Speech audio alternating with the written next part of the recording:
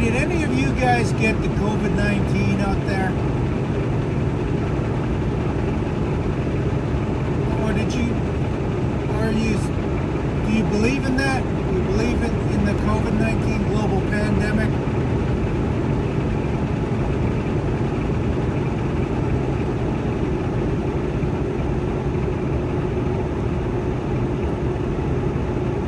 Because I've been reading the news, and apparently there's some people who are dying and they've got moments left to live, and they're not convinced that they got the COVID-19. But all the tests showed that they test positive for COVID-19, but they don't want to believe it.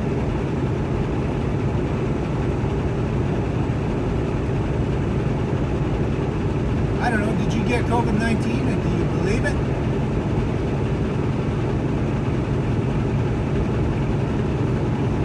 Apparently some of these people say that it's got to be something else. I'm dying from something else.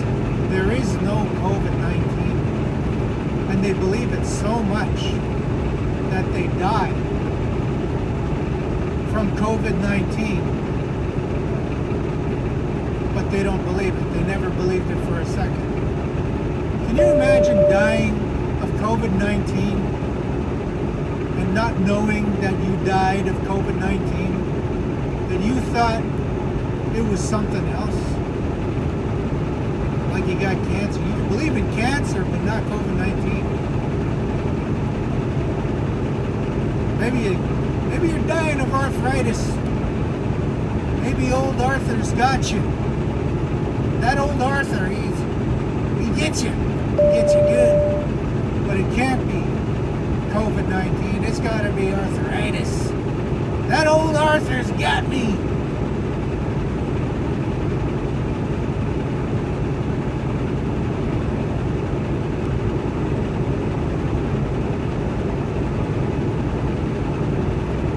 I'm only asking because my throat's been itchy for about 2 days now. I'm going to have to get myself tested. And if I get myself tested, do I believe it? Or is it arthritis? The old Arthur, that old Arthur, he got you good. Dying of arthritis.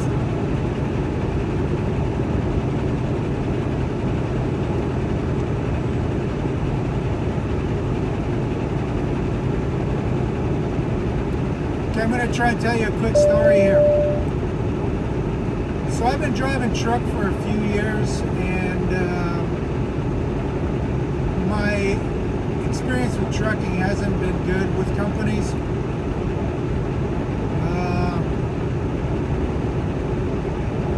It's the same old story, I guess you've all heard from other truckers. It's you sign on to a new company and they promise you all kinds of things. They promise you miles. They promise you benefits and bonuses, sign-on bonuses, but you never see it. They seem to find a way to not give you that sign-on bonus. Apparently there's hidden features in the contract that you didn't know about, that you had to remain obligated to, and you didn't know. So you don't get your $1,000 sign-on bonus, $2,000.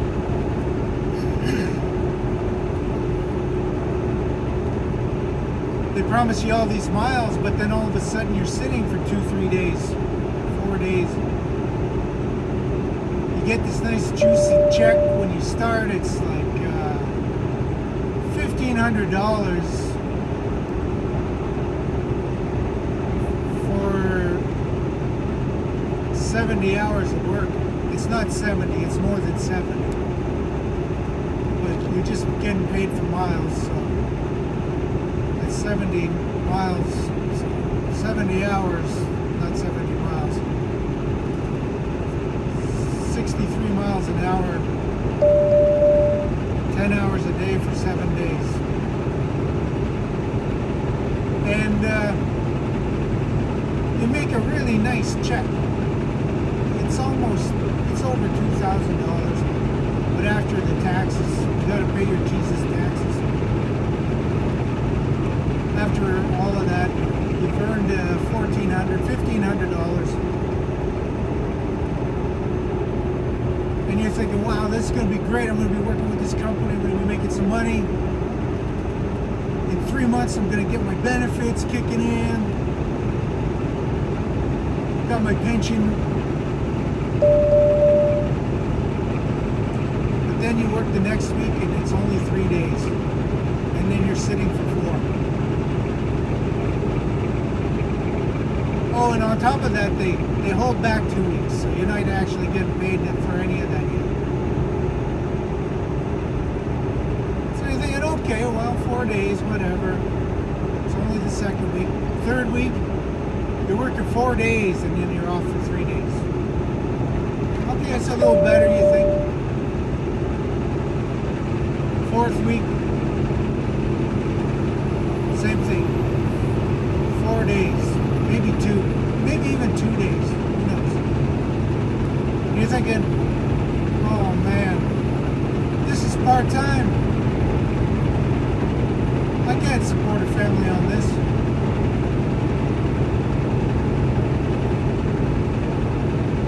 So you talk to the office and, oh, that's okay, we'll get you those miles, we're going to get you those miles. So all of a sudden, work picks up for you. Working 6 days a week for about 3 weeks straight, and then all of a sudden you drop down to 2 days. But the next week, so these are all mile gains, miles, you know? So what's going on, you're wondering? Turns out dispatch has friends. They want to give all the loads to their friends. Sometimes it's based on ethnicity. And I'll just make one up. Because it's not always going to be one ethnicity. You got a company that's dispatching, let's say that the guy's Russian, or could be East Indian. It doesn't matter. You see the bear crossing the highway there? Made it across. I saw it. Anyways, all of a sudden they're telling you it's slow. It's slow. We don't have any loads. I'm sorry. But as soon as something comes up, you're next on the list. But really what's happening is maybe it is slow, but they're not phoning you because they got friends that need the work.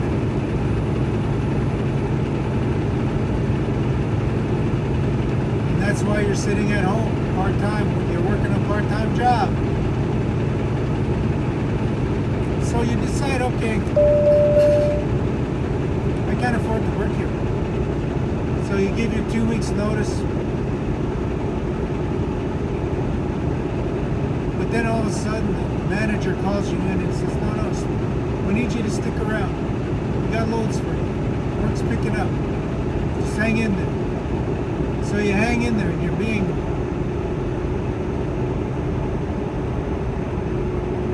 pulled along. 6 months goes by, you're not making any money. You're barely paying the bills. That's what I'm talking about in this business. It's not fun. Well, you may as well work for McDonald's.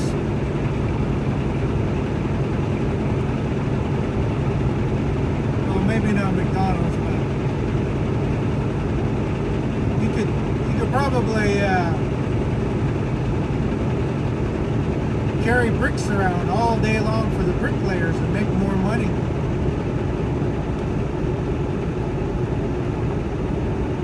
And anyways, so all of a sudden you hear rumors, oh, that East Indian guy, he only gives the loads to the East Indians. Or that Russian guy, he only gives the loads to the Russians.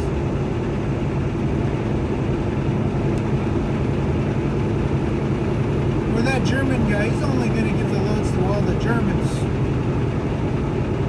It's not racism, it's discrimination, but it's not racism.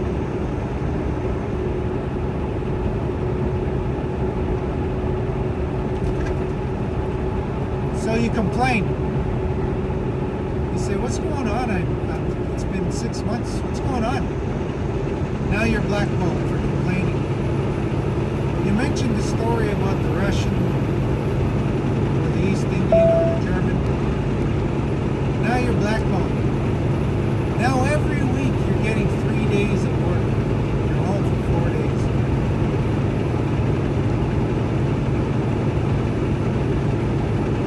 So you quit. Go to another company.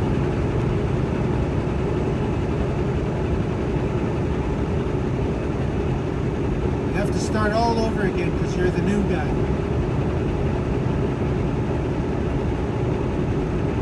And it starts all over again.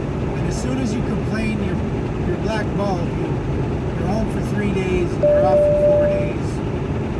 So you gotta quit again. Or dispatch starts playing stupid games with you while you're on the road. And well, truckers know all the stories on that one. So I started on with this new company, and right away I noticed there's problems. Well, they're promising all these miles, 3,700 miles a week. You're never going to have to sit for more than 2 hours for a load. You're going to get paid top dollar, but then once you're hired on, they tell you, oh, since you're new, we're going to give you only, 44 cents a mile or 45 cents a mile. But we promise we're going to get you that top dollar back in. After 1 month, you're going to start making top dollar. They tell you all these things, and they string you along. And then you're working part-time. And so I decided I'm not going to play this game. Out there is a company that's going to be the lesser of all evils. It's kind of like finding the love of your life. You're looking for the one. The one.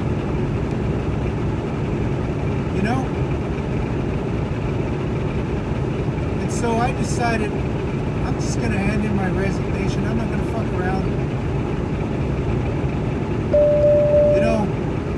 It's a global pandemic going on. We're putting a lot of risk into our jobs, going to all these different places, going into all of these different truck stops. Some of them don't want to let us use their washrooms. So I handed in my resignation. I didn't even play the game. I just said, well, you have to make it positive. You can't tell them, you can't say, you can't be nasty. So all of a sudden they're all concerned. What's going on? Where did this come from? I wasn't expecting this. And so you just say, oh, it's nothing personal. I was just thinking maybe I'm not what you're looking for. It seems to me like you want somebody who drives teams. Because if I was a company owner, I'd want my trucks running 24/7. And it's better to do it that way than to have a single driver driving it for 12 hours a day or 11 hours a day out of 24. So if you don't have machines that can accommodate, well, I got to go find a company that can do that. And then all of a sudden, no. You're just the kind of person we need for this company.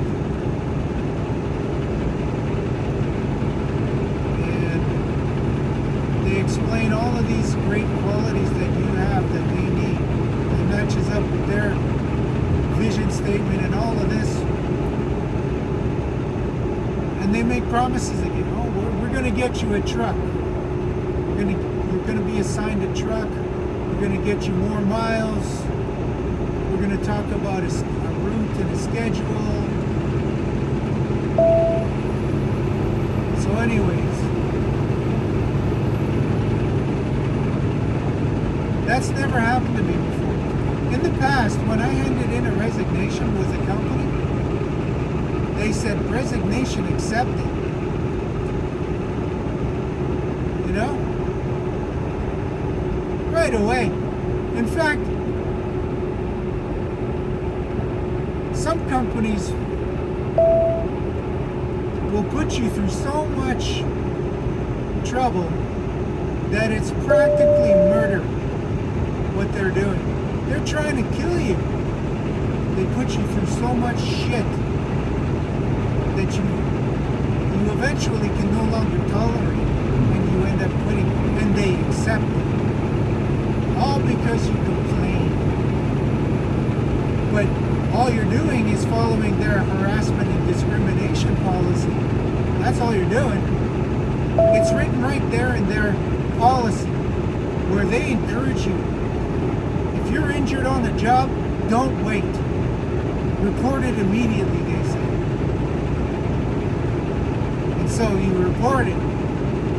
And then all of a sudden they send you to the hospital. But all you did was fall down and now your back's out a little bit.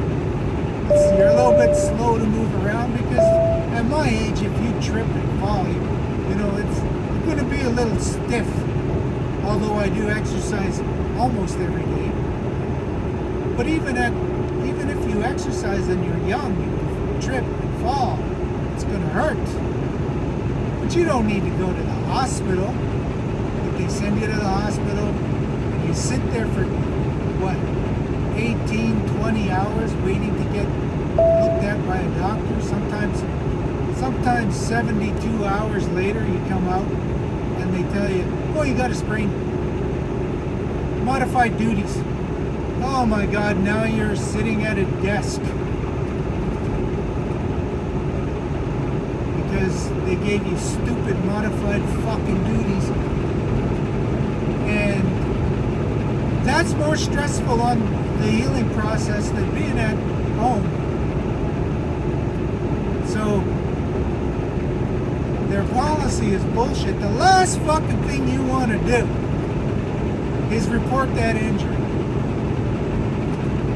And in that policy manual they say, if you experience any harassment or discrimination, do not hesitate to report that. That's the last fucking thing you want to do.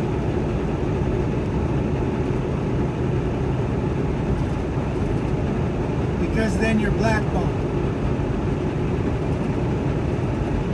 And that's a culture of toxicity. And they watch each other's backs in there. It's gross. So I didn't want to play any of those games.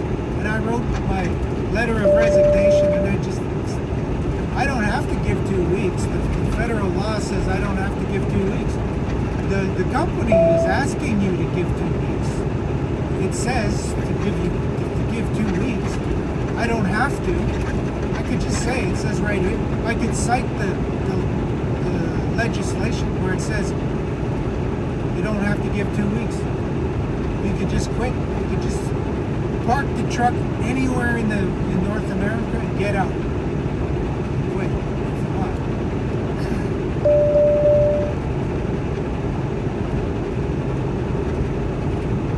But I extended the courtesy of 2 weeks. That's after 6 weeks of driving. But I wasn't really making the miles that they had promised. Well, I wasn't at all. Not even at all. Not even close.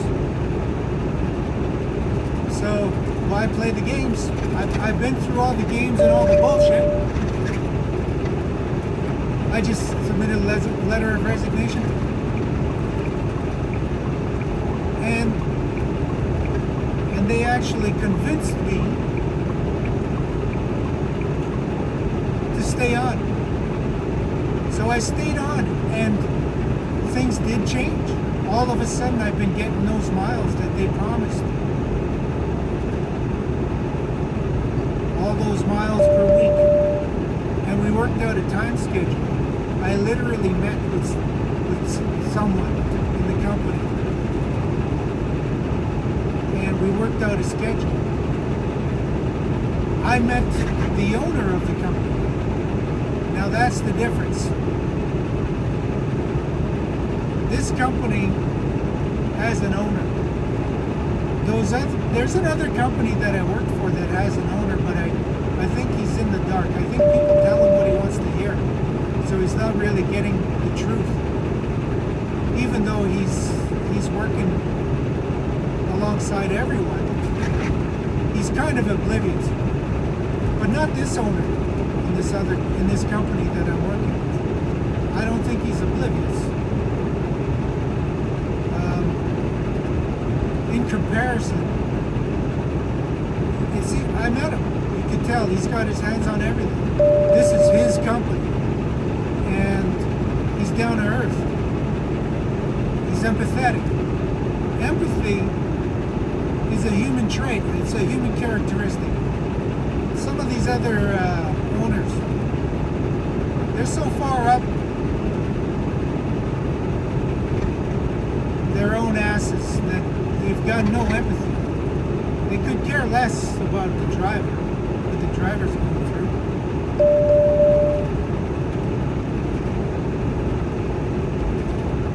You see the teepee, it's nice. But anyways, this one company I work at, it was sold 3 times. 3 times.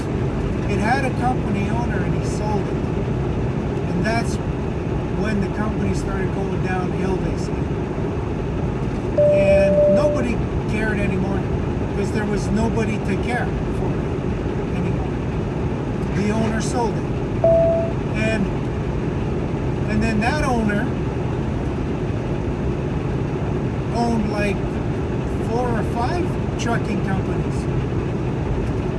So when that trucking company that I worked for started to cost him money, he dropped it, sold it. So it went into the hands and it repeated. As soon as it wasn't making money, he dropped it and sold it again. So it changed hands 3 times. So it gets pretty messy when you buy and sell a company 3 times in a row. Like that. Like that kind of a company has people in it that could care less about anyone, and everyone is thinking only for themselves, and everyone's got a smile on their face as they're stabbing you in the back. So those are the kinds of companies I worked for in the past. And so when I came to this company, I assumed that based on what I was experiencing, broken promises, this company wasn't any different. But they convinced me that they were different, that they were different from the competition. That they had decided, you know what we're gonna do? We're gonna get you to come down to the home office here. We're gonna get you to meet the owner and some of the managers, and you'll get to see what what happens at the head office and how the company is going to operate, how it operates. So I said, okay. And I went down to this company, and on my way I noticed that the sleeper berth didn't have,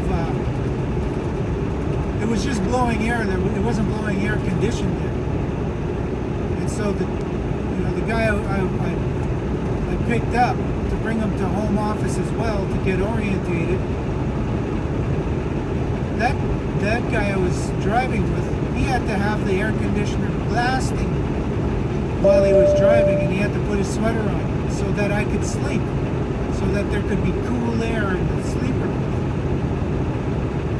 But there was a couple of other things that I didn't think was worth mentioning, like the window button that opens the window up and down. You didn't need it, but it had fallen out.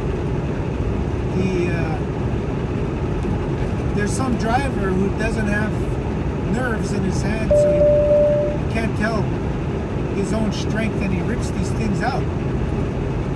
Or he tightens the diesel cap too tight because he can't feel it. Well, he's got feelings, but it's only like 60%. So he can't tell. Anyways, I take the truck to the shop, and what do? They give it a complete overhaul. They gave it a lube, oil and filter. They changed the tires, man. They put on brand new drive tires. Brand new. I've never seen anything like it before. And all I did was tell the shop that the sleeper bunk wasn't blowing air conditioned air, and that the governor has an air leak at the engine. Well, they fixed all that, and apparently I was driving with two different headlights. I knew that, but I didn't think it was a problem. They changed those out so that I had the same headlights. I've never seen that in a company that I ever worked for before. I've never seen anyone take care of their truck like that. Not only that, as a gesture, the owner drops off. He came out. He wanted to come and find me, but I had gone off to go and eat dinner and grab a shower, so he missed me. But he made the effort to come out and look for me and talk to me. And couldn't find me. He left me a Tim Hortons card so that I could have breakfast and lunch the next day. I guess he was just sort of thinking about the fact that I had picked up a driver for him in Calgary and brought him to head office. Obviously, this guy thinks about things. Doesn't have his head up his own ass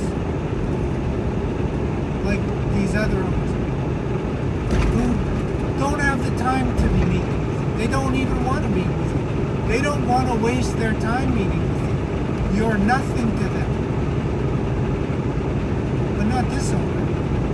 So I sort of have one feeling left after all those other companies and how they treated me, what they did to me. I got one feeling left,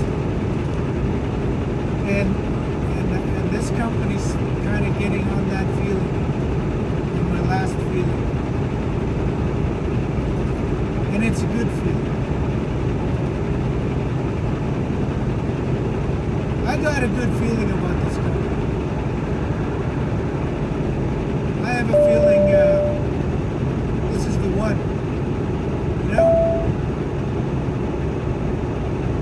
I saw this owner in action. I saw dispatch in action. And if you are a company, if you're working in dispatch and you work for some other company, believe you me, I know how hard you're working. You're not sitting on Facebook checking your Facebook status updates. Well, sometimes you are. But it's not like you have time to twiddle your thumbs. I understand. I've seen what dispatch does. those other companies that have shit owners and shit managers and shit directors and shit presidents, those other companies that have been bought and sold and bought and sold, you know, and there's some conglomerate asshole way at the top that doesn't even have time for the companies that they're supposed to be looking after. You know, it's the frontline people that are making that company happen.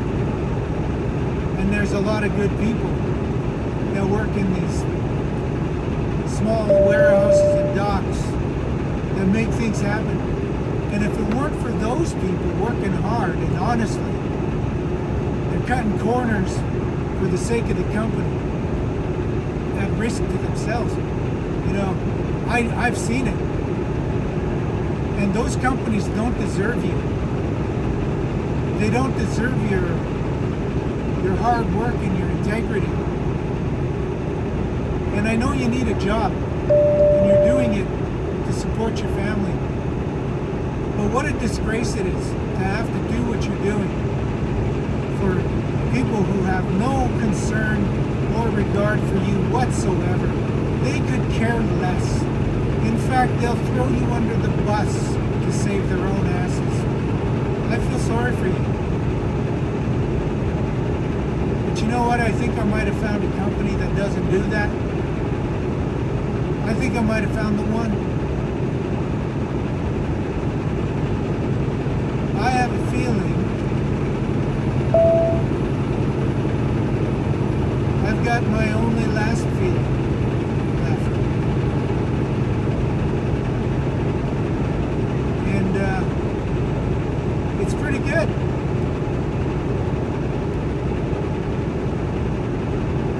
It's pretty good. I think I'm going to be able to support my family. Well, I'm too old for a pension, but whatever pension I put in, I put in. Whatever benefits I get, I get. But I have a feeling I'm going to last longer than 1 year with this company. I have a feeling that this is the one that I'm willing to work for the rest of my life. If I don't win the lottery, because I'm playing the lottery. If I win, then obviously I'm going to quit. And I'm going to retire. But I'm never going to stop telling my stories. So that's my story for you today.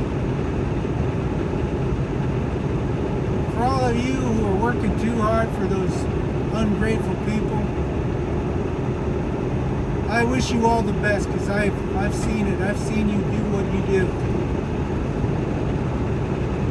But I feel sorry for you.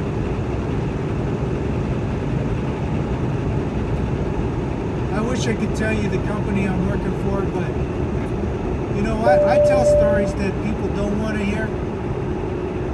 It's not a reflection of the company I work for. These are stories based on I'll give you my list of references. I'll post it on every video. A list of references for you, because everything I say is based on what I've read, and it's no reflection on the company that I work for. It's not even a reflection on me. If you have a problem with what I say, then you can go to that list of references and argue with those people. Those people spent between 4, 6, and 20 years of research on the things that I'm talking about in my stories while I drive this truck. And I just do this for your entertainment, and maybe it'll help you. So I hope you enjoy all this stuff. But that's my story, and I'm sticking to it. Try to be nice to everyone out there.